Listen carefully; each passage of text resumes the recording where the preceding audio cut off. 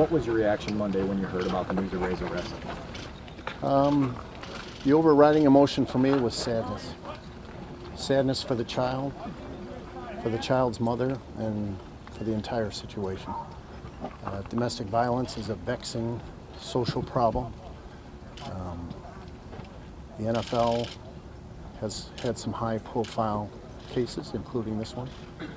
And the NFL, because it's a leader in society, is called upon to take action, which we are doing. We're not going to do it by ourselves, but I think we have an opportunity to make an impact. George, can you describe the decision to release Ray, how that went throughout the day on Monday, if you were involved? I wasn't involved because I didn't need to be. They knew what needed to be done and did it. Did you have any regret in signing him in the first place? That you didn't go with I've asked myself that question a lot. What more could I have done? Is there somebody else that we could have consulted with? Should I have taken more time to make a decision? I don't know.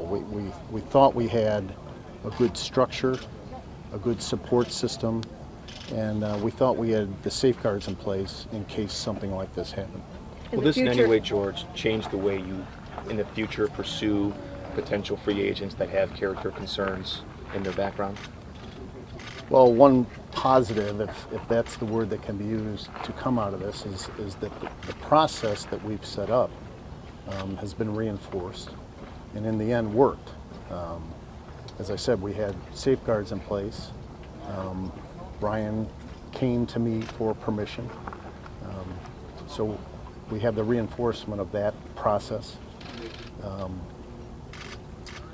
Just need to make a better decision.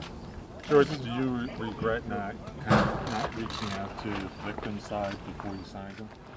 I've thought about that a lot too, not just before signing him, but since. One of my concerns was the bias that anybody has in that situation. An alleged victim wants to make sure that charges are filed. An alleged perpetrator is doing everything he can to make sure that charges aren't filed. So that was part of it. But a larger concern to me was I didn't want to interfere with any criminal investigation or with any league investigation by talking to the child's mother. George, how does this affect you when the franchise gets under the spotlight for a wave of negative publicity like this? Well, it's something that we certainly don't want to see. We don't welcome it. We understand that it's going to happen from time to time. We try to minimize it and handle it the best we can in the most straightforward manner we can when it happens. When you talk to people about the character of Ray, and he coaches who had worked with him, team owners, things like that, and you said you didn't want to get biased by talking to victims, but professionals within that area might have been able to say whether it could happen again, what the chances are, whether or not he had gone through any kind of counseling, even whether or not he's guilty or not. The violence, there had been issues with that.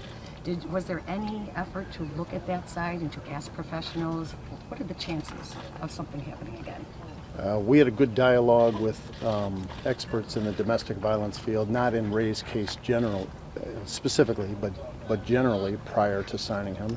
And we've had good discussions with them since. People like A Safe Place and Wings have reached out to us. We've got partnerships with them.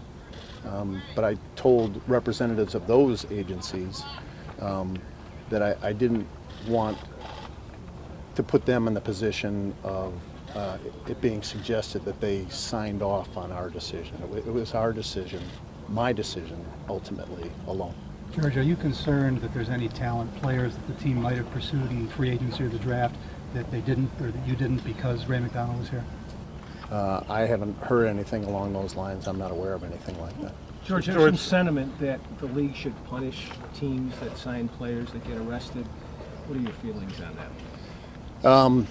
I'm honored to serve on the league's conduct committee. I haven't heard any discussion about that either on the committee or among the membership. It might be something that would be worth a discussion. I don't know if there is any consensus on that issue at all.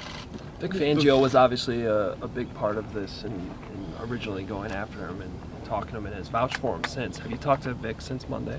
I haven't had an opportunity to talk to Vic since Monday, no. Have you interacted with Ryan since Monday? Yeah, he called me Monday night. Does this impact your confidence in his decision making at all? Not at all. We have complete confidence in Ryan.